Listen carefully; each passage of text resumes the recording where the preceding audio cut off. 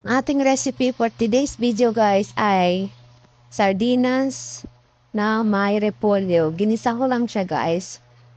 Kasi nagmamadali ako ngayon gawa ng naglalaba ako. So kailangan yung lulutuin kong ulam ko ay yung madali lang siya. Kasi para makatapos din ako ng paglalaba. So ayan na nga, nagisa lang ako ng bawang. At mekos-mekos lang natin yan. Isinunod ko na ang ating sibuyas. Nagmamadali kasi ako ng niluto ko yan guys. Kasi naglalaba pa tayo, marami akong labahin. Kaya yung naisip kong lutuin, yung ganyan lang, madaling lutuin. Kasi ako lang naman ang kakain yan eh. So, nilagyan ko rin siyang kamatis. Pandagdag lasa na rin yan. At madali lang. Matipid din to. At sardinas. Ayan.